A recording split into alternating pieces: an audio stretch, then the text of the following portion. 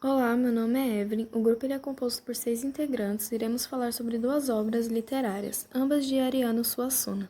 A primeira, O Alto da Compadecida, e a outra, O Santo e a Porca.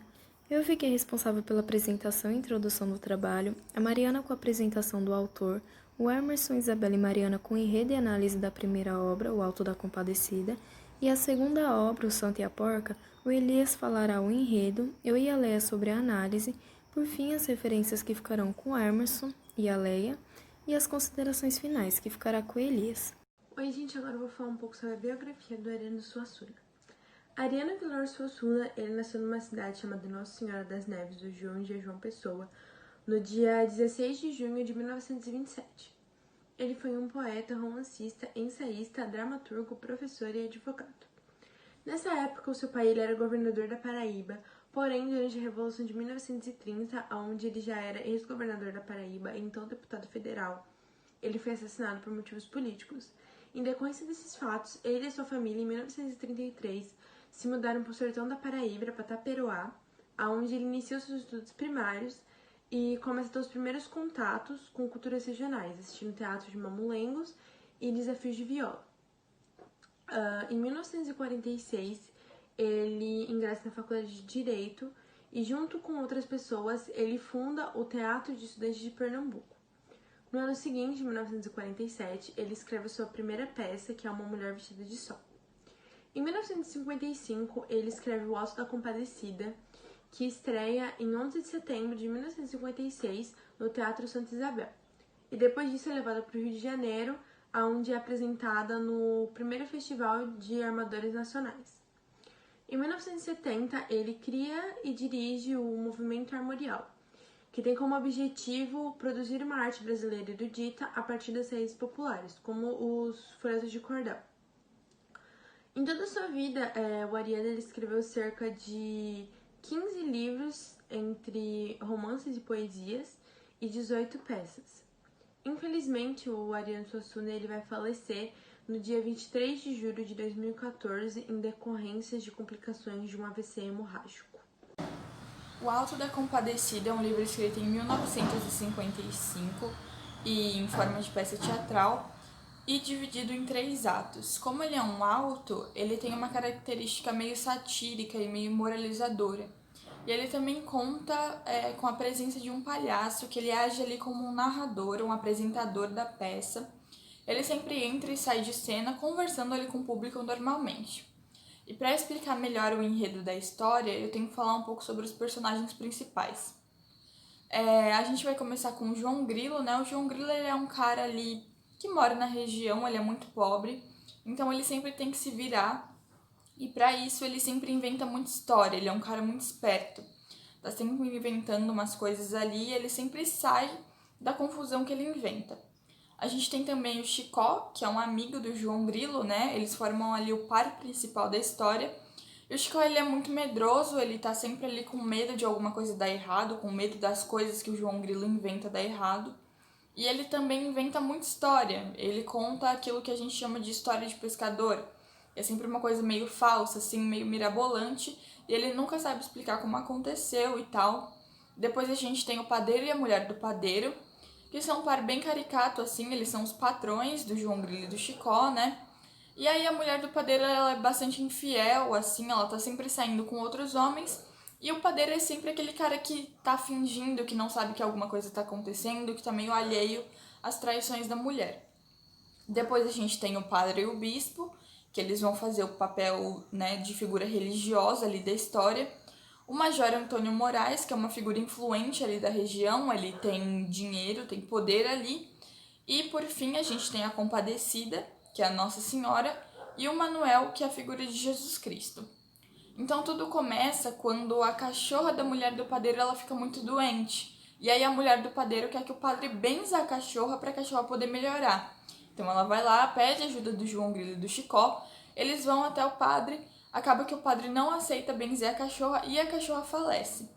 Depois disso, a mulher do padeiro ela quer que o padre enterre a cachorra em latim. E aí ela pede ajuda novamente do João Grilo e do Chicó. Eles vão até o padre. E aí o João Grilo tem a ideia de falar para o padre que a cachorra deixou um testamento com um dinheiro destinado à igreja. Então o padre ele já fica meio assim, mas ele ainda tá meio relutante e tal.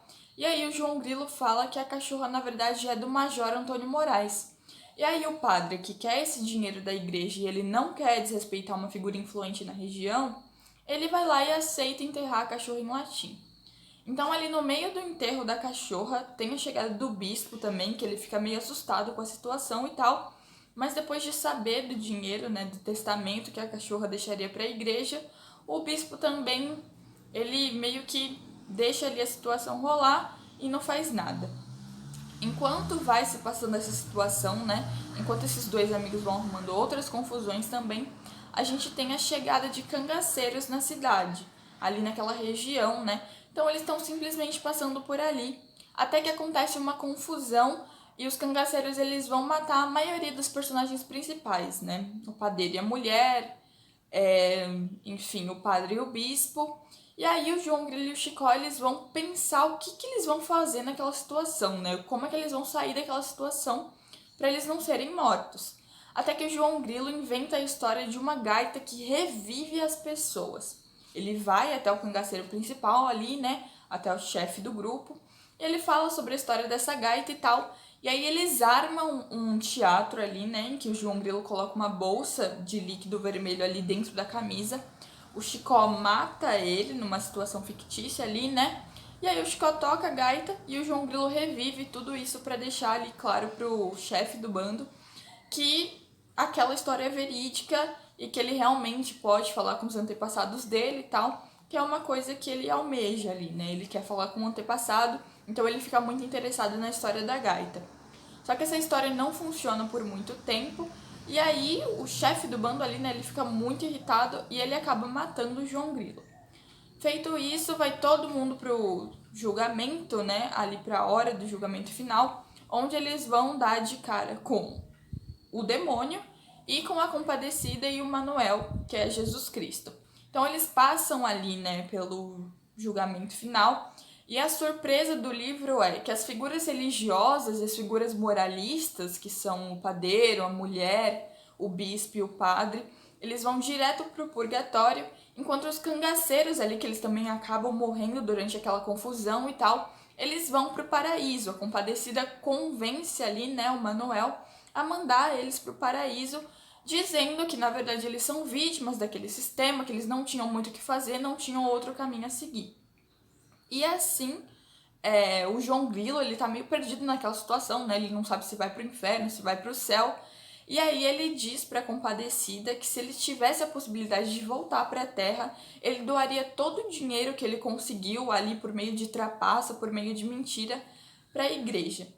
Então a Compadecida, ela aceita, né, esse desejo aí do João Grilo. Ele volta à vida e aí ele e o Chicó são obrigados a doar todo o dinheiro que eles receberam ali por meio de mentira e tal, pelas coisas que eles inventaram para a igreja. E assim termina o livro. Agora a análise. Começamos pela verossimilhança. O Ariano Suassuna, ele faz uso de certos objetos típicos nordestinos para que o autor possa, para que o espectador possa emergir na história, como por exemplo os figurinos e a réplica de cenários nordestinos ali do sertão e tudo mais. Temos os elementos regionalistas. Por ela ser uma obra regionalista, ele põe certos detalhes para fortalecer essa ideia, como por exemplo o espaço físico. Um exemplo que a gente pode dar é da igreja. A igreja ela ficou localizada numa praça. E isso dá uma ideia de uma cidade pequena, porque é o que? A igreja, praça, as casas em volta e casas coloridas com janelas caídas. Então dá exatamente essa ideia de uma cidade pequena, nordestina, com poucos habitantes. Figurino. Cada personagem tem o seu próprio figurino, de acordo com sua posição e de acordo com sua situação econômica. Por exemplo, a gente tem o João Grilo e o Chicó, usam vestimentas mais simples, com cores neutras e tudo mais, e a gente tem o Coronel. O Coronel usa um terninho branco, um chapeuzinho e tal, tudo bonitinho, né? A linguagem. Ele tenta replicar a fala do nordestino o máximo que ele consegue. Aí eu botei um trecho no slide, cada um pode ler do seu jeito, eu vou ler, mas cada um faz a interpretação do seu jeito. Ô homem sem vergonha, você ainda pergunta? Está esquecido que ela o deixou? E por último, mas não menos importante, nós temos os costumes específicos.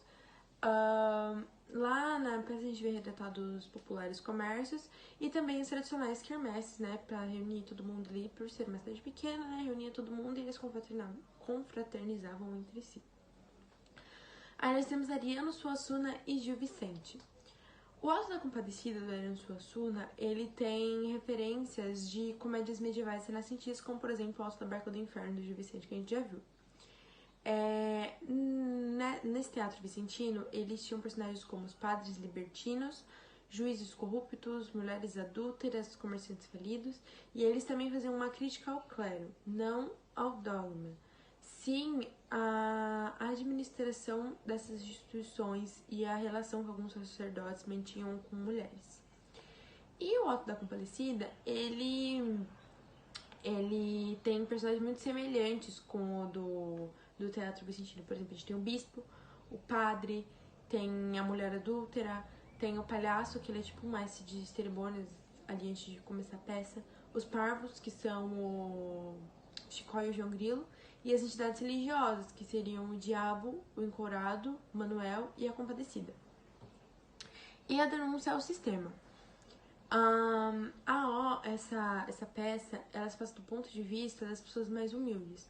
Então ela mostra a opressão que eles se sentiam provocada pelos coronéis, pelos donos de terras, pelos cangaceiros e pelas entidades religiosas. E também mostra como que essas entidades católicas, né, que são representadas pelo padre e pelo bispo, que deveriam, na verdade, proteger essas pessoas mais humildes, eles são tão corruptos quanto os outros. Que a gente tem um exemplo quando que eles vão lá pedir pra ele benzer a cachorra, que ele fala que não, mas aí eles oferecem um dinheiro e ele fala que sim. E aí depois o bispo chega e fica tipo, não. E aí ele oferece dinheiro e ele fala que sim. Então eles são tão satirizados quanto os outros, porque eles fazem parte do mesmo sistema corrupto. E aí eu escolhi um trecho de uma fala do João Grilo pra mostrar pra vocês como dessa opressão que ele sentia ali dos patrões dele, né, da padaria. João Grilo. Está esquecido da exploração que eles fazem conosco naquela padaria do inferno? Pensam que são um cão só porque enriqueceram, mas um dia hão de me pagar. E a raiva que eu tenho é porque quando estava doente, me acabando em cima de uma cama, via passar o prato de comida que ela mandava para o cachorro. Até carne passada na manteiga tinha. Para mim, nada. João Grilo que se danasse. Um dia eu me vingo. Agora a gente vai iniciar a segunda parte da análise da obra O Alto da Compadecida. A gente inicia a nossa análise a partir do ponto do barroco católico religioso. Se a gente parar para analisar o período do barroco católico religioso aqui no Brasil, a gente começa a perceber, né, a gente enxerga que os artistas da época do período do barroco, eles tinham uma preocupação muito grande em aconselhar os aspectos culturais brasileiros com os aspectos religiosos. E se a gente para analisar a obra do Ariano Suassuna, a gente acaba vislumbrando esses aspectos. Então, o Ariano Suassuna, ele aconselha os aspectos do Nordeste e do Brasil, né, os aspectos culturais, da mesma forma que ele vai aconselhar os aspectos religiosos e os aspectos de espiritualidade. E a gente consegue perceber essa relação entre o barroco católico religioso e a obra do Ariano Suassuna. Uma segunda característica interessante da gente pontuar aqui é a questão do mal do dinheiro. Em diversos momentos da peça, o dinheiro acaba servindo como uma espécie de motivação maior para as ações dos personagens. E aí, dessa forma, o Ariano Suassuna acaba fazendo uma crítica em relação à questão da corrupção, da ambição e da ganância do homem. Tanto que personagens religiosos como o padre e o bispo acabam também sendo corrompidos por esses pecados, podemos assim dizer, coisas que não deveriam acontecer, já que são figuras religiosas, né, que deveriam se abster de tais características. Então funciona como uma espécie de crítica. O segundo ponto que a gente tem que notar na obra do Ariano Suassuna seria a questão dos personagens apresentarem dimensões alegóricas. Os personagens da peça do Ariano Suassuna, em diversos momentos, eles tomam essas características pelo simples fato de que, em muitos momentos, eles não apresentam nomes específicos. É o caso do padre e do bispo, novamente. Eles não têm nomes específicos, eles estão ali para representar apenas um tipo de personagens. Então, ela acaba funcionando como uma espécie de alegoria. E aí, a partir desse ponto, né, dos personagens tipos, justamente por representarem classes e camadas sociais, o Ariano Suassuna acaba fazendo uma crítica justamente a essas camadas sociais, que é o caso do padre e do bispo, onde ele faz uma crítica religiosa. E por último, para a gente finalizar a nossa análise, a gente poderia fazer uma pequena relação com respeito ao estilo gótico e ao estilo da peça, né, da obra do Ariano Suassuna, pelo simples fato de que, se a gente parar para analisar o período gótico, ele se inicia no meio assim da Idade Média, já para o final da Idade Média, e ele vai ter como características figuras religiosas com vestes e pinturas e coisas sagradas. E é justamente isso que a gente encontra na peça do Ariano Suassuna. Ao final da peça, e também durante boa parte, em alguns momentos com o cenário da igreja, a gente percebe que todas as imagens que a gente encontra que tem relação com a religião, né, com a questão da religiosidade, são imagens onde os santos, né, e as pessoas ali, as divindades ali representadas, elas estão cobertas de vestes muito luxuosas, que não são de vestes sagradas, não são luxuosas, sagradas, com muita elegância, muito dos aspectos góticos também estavam pretendendo trazer. E aí no final da peça, quando a gente encontra um Jesus negro com as suas vestes elegantes, uma Nossa Senhora também com vestes elegantes, em volta de anjos sagrados, a gente consegue perceber e fazer essa relação, né, entre o período gótico. Olá a todos, eu me chamo Elias e agora darei continuidade à apresentação discorrendo sobre a obra do autor e escritor Ariano Suassuna, O Santo e a Porca. Bom, essa obra foi escrita em 1957, que era a base para uma peça teatral, e apesar de ser escrita em 1957, ela foi publicada apenas em 2002.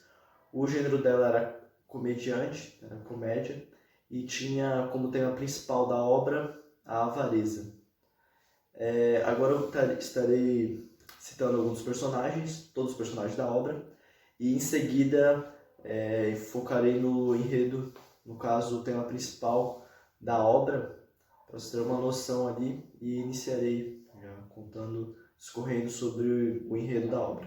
Bom, os personagens da obra são Eudoro Vicente, que é um fazendeiro rico, o filho dele, que é o Dodó, Euricão Árabe, que é o avarento, protagonista da obra, Margarida, que é a filha dele, Pinhão, que é empregado de Eudoro Vicente, Caroba, que é empregada de Euricão, o árabe, e Benona, que é irmã de Euricão.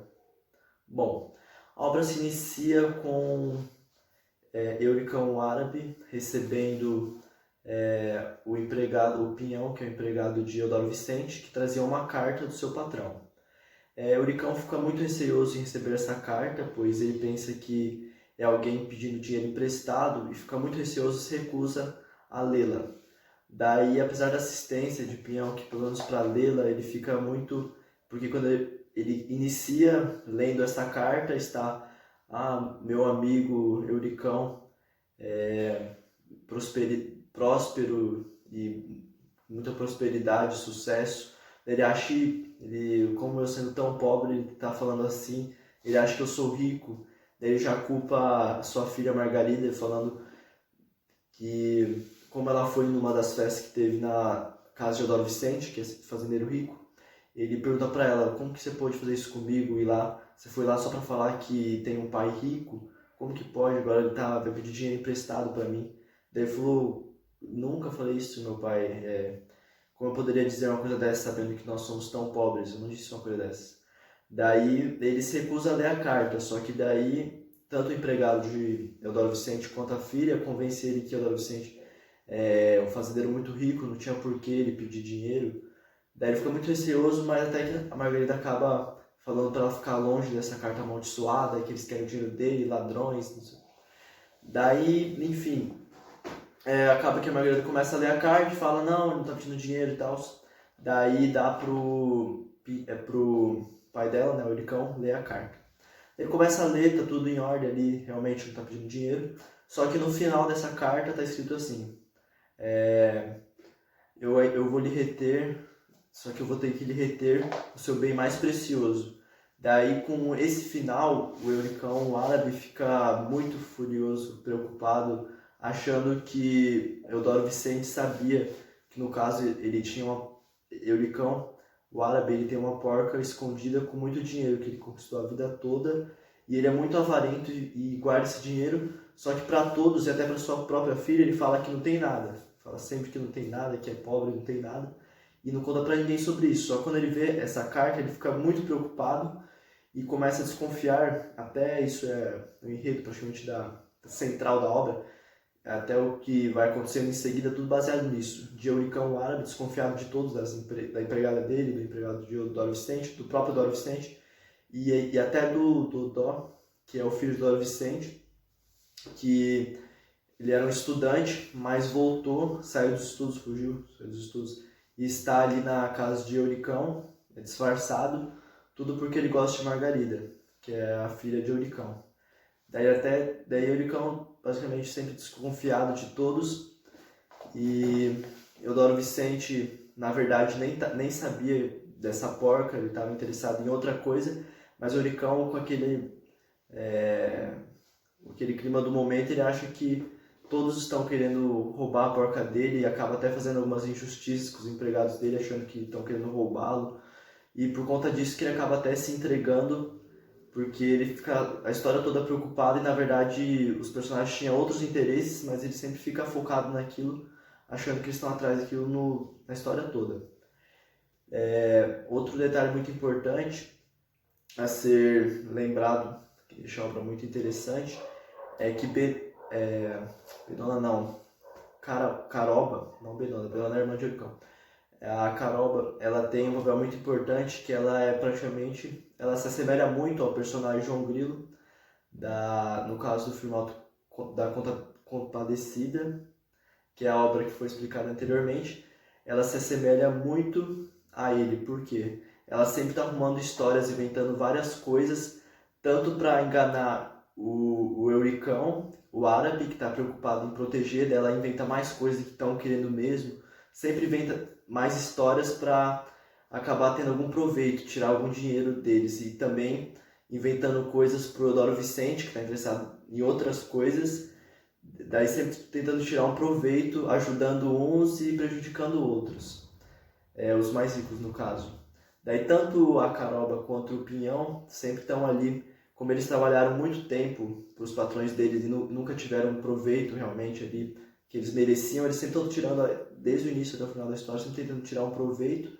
Euricão sempre receoso, achando que estão atrás do dinheiro dele, e Eudoro Vicente, na verdade, com outros interesses, e o filho dele também. É uma obra muito interessante de você ler, você vai ver que quando você começa a ler, é uma comédia muito engraçada, mas sempre dando aquele interesse para você ler cada vez mais. Não é longa, muito bacana, interessante vocês lerem. E agora, logo em seguida, vamos ter a análise da obra, que é realmente muito interessante. Que ali é pior que novela, acontece uma coisa depois outra. Muito interessante esta obra. E também por conta da personagem, que se assemelha muito à obra anterior discorrida. Análise do Santo e a Porca, que é uma obra do gênero comédia escrita pelo escritor Ariano Suassuna, abordado pelo tema Ávaro. É uma comédia em 3 atos, aproxima-se da literatura de cordel e dos folguedos populares do Nordeste. Na trama, Suassuna narra a história de um velho avarento conhecido por Euricão Arabe. Ele é devoto de Santo Antônio e esconde em sua casa uma porca cheia de dinheiro. A história mistura o religioso e o profano. Apesar de engraçado, o texto tem um fundo filosófico, o que não pode passar despercebido. O texto não só sustenta com o riso, mas sobretudo pela visão crítica. Ariano utiliza uma trama muito simples para tratar algo mais complexo, como a relação do mundo material com o espiritual. O mundo material ele é simbolizado pela porca de madeira. Nesse sentido, a avareza é o sentimento que representa o apego do personagem Euricão aos bens materiais.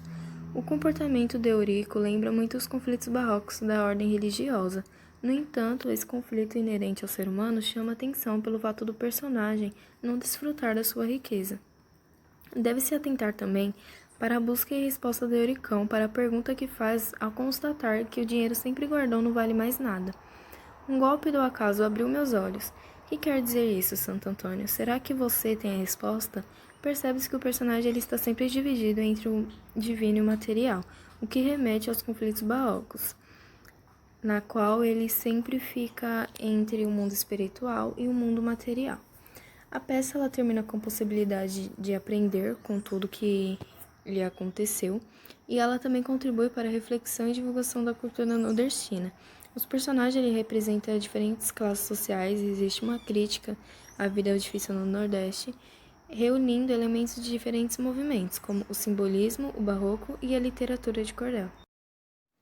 Na obra de Ariano Suassuna, podemos observar a utilização de personagens tipo, onde são ressaltadas determinadas características para criar um ambiente cômico. Dodó é o apaixonado que faz qualquer coisa para ficar com a sua amada, que é a Margarida, e que age da mesma forma. Euricão é o avarento e ao mesmo tempo é o religioso, porque o tempo todo ele se questiona sobre o que seria mais importante para ele, o seu dinheiro ou o Santo Antônio. Eudoro é o velhaco que quer se casar para evitar a solidão e que julga que seu dinheiro é suficiente para garantir um bom casamento. Benona é a eterna apaixonada, Caroba é a esperta, articulista das ações do texto, e Pinhão, com os seus ditados populares, é a voz do povo dentro da cabeça. A ação ela se passa no período de 24 horas, dividido entre os 3 atos da peça, que são marcados da seguinte forma. No primeiro ato, é o tempo da espera por Eudoro, e as ações se passam no período da manhã. No segundo ato, é o tempo da espera pela entrevista, e as ações se passam no período da tarde. No terceiro ato, é o tempo das entrevistas e das revelações, e as ações se passam no período da noite.